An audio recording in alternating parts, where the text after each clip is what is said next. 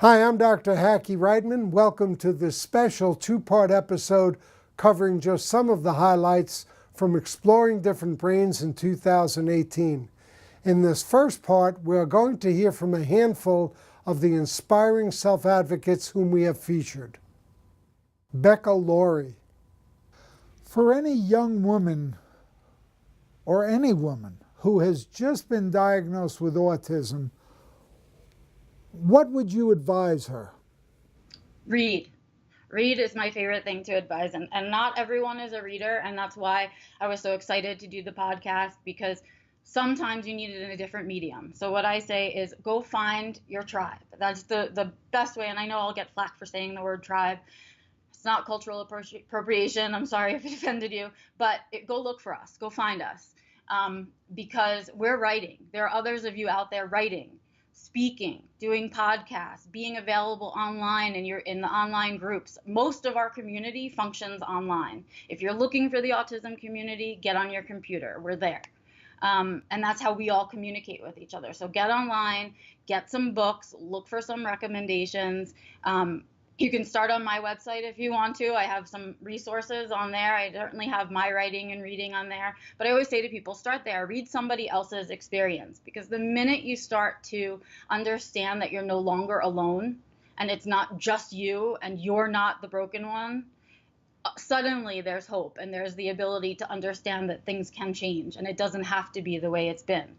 But until you hear other women's voices, to know you're not the only voice, it's kind of hard to push past. So get out there and do some reading. You don't have to get involved. You can get online and just, go around and read. You don't have to participate right away.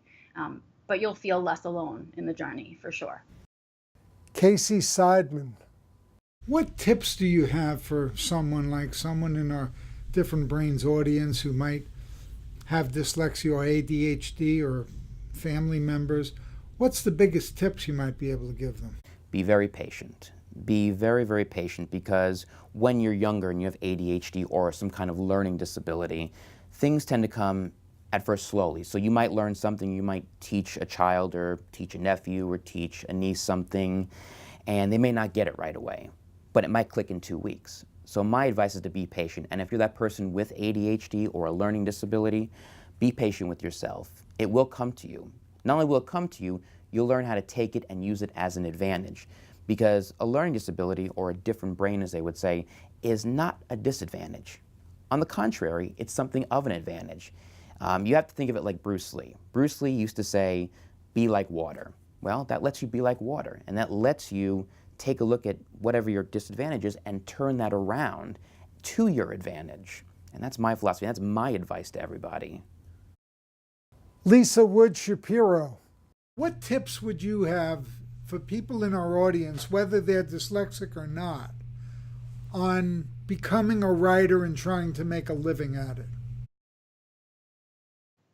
You have to be egoless. You have to be persistent.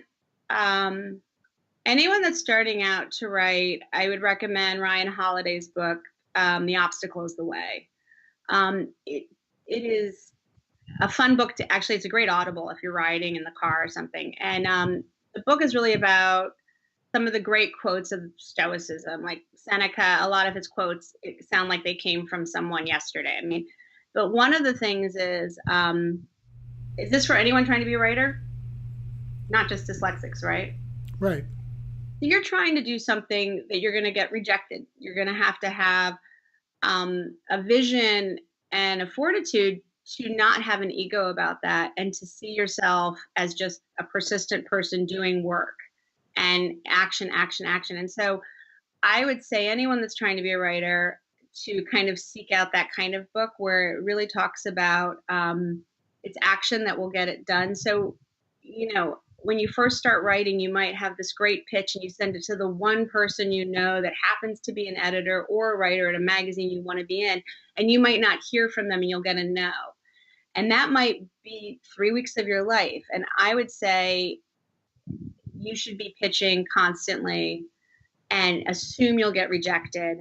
And if you're giving someone a first look, tell them, but a few days go by, you don't hear, go pitch someone else. If you think it's a good idea, you'll usually land it. Also, so anyway, so I just want to say a couple things. So, and then also your loyalty should be to the work. Pierre Marsh. For example, if I give you an analogy, a tanker, which be a massive ship, needs a huge rudder to turn its direction. That's humanity. It needs a huge rudder to start turning that tanker. And it takes about 2 or 3 miles to turn the tanker. But guess what's on the big rudder? A very small rudder, which turns in the opposite direction. And without that having that capacity to turn in the opposite direction, the big rudder won't be able to turn the ship out of danger. And I believe that's where neurodivergence is. It sits on the edges, the fringes of humanity. Think about all the entrepreneurs. Think about all the people in Oxford and Cambridge, for example, which are neurodivergent. They said something like 40% people with Asperger's. They're focused, they can't stop applying themselves to a particular problem. To think about the arts, philosophy. All of this is where neurodivergence sits. Yes, the sequential people who run the administrations and the offices and all these types of things are very important, but they work well in conjunction with all that creativity. Jeff Emmerson. Now, here at Different Brains, what we try to do is to learn and teach positive tools for people to use. Now, somebody's watching this who might be going through a depression and has other stuff going on. What's the advice you give them?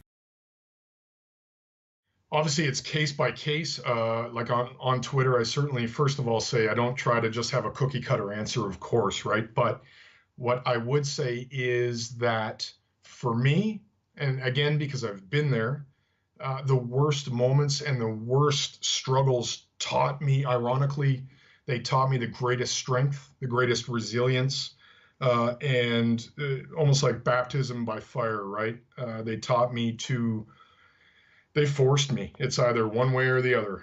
You're either going to go all in and figure this stuff out, and or else it's obviously a much darker choice.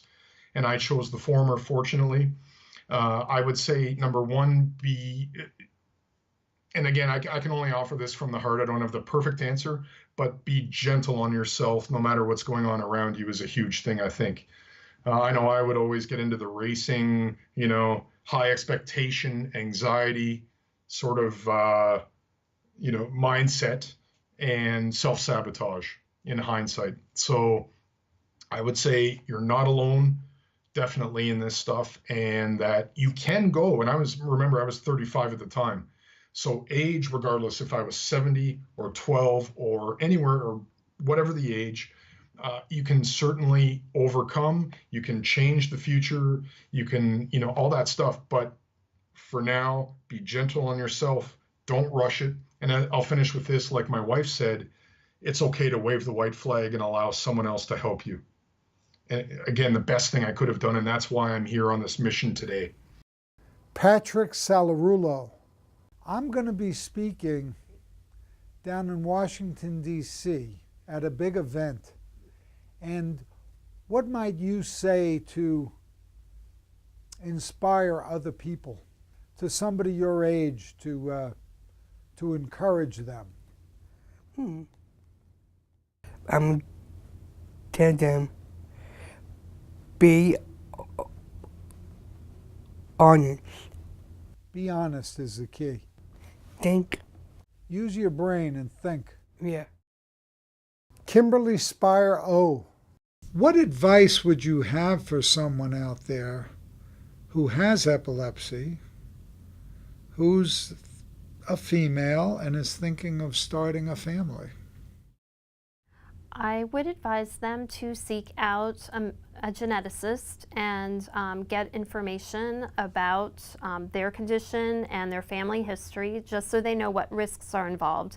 And I would encourage them to look into the AED registry, because I think that it's world-renowned as far as the information that they can provide.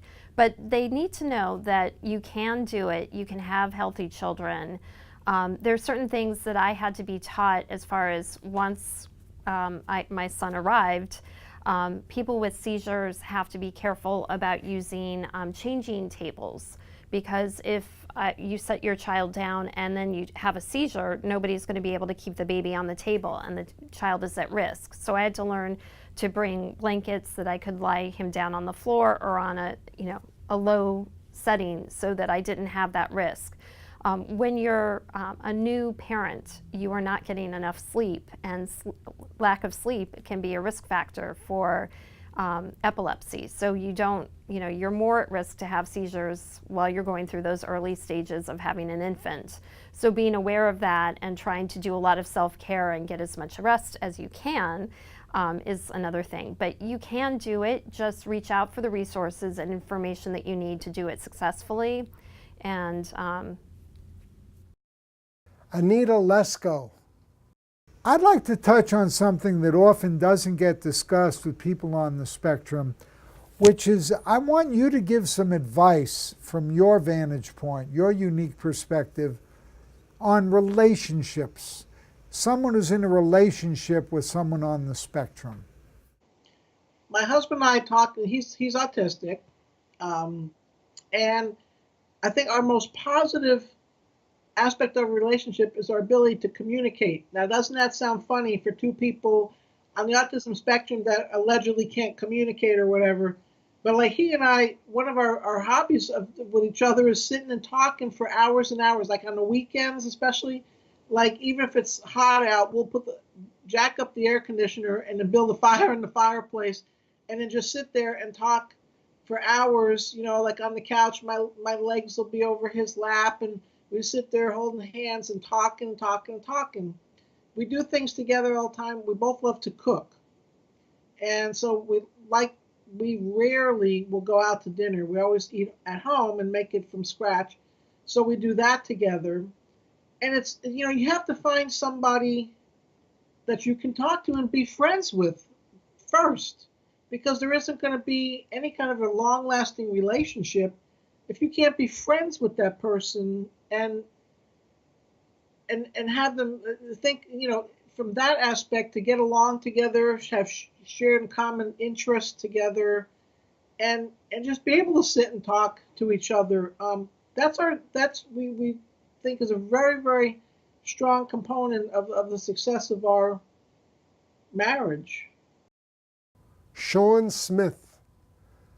I'll bring it back to no one ever said being awesome would be easy.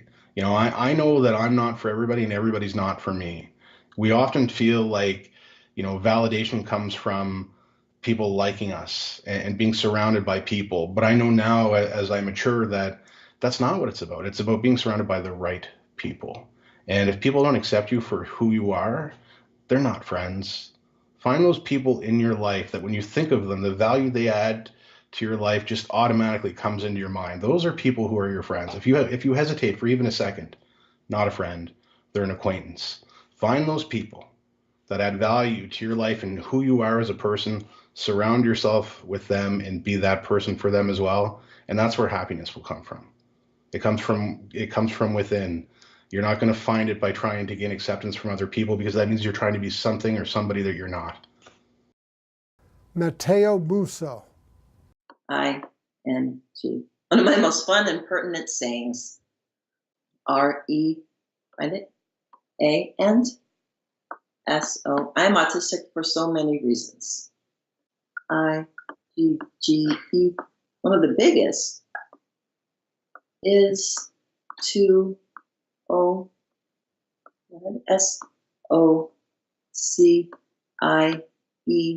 but open the minds of society. Find it? And help us all re-examine us and help us re-examine our priorities.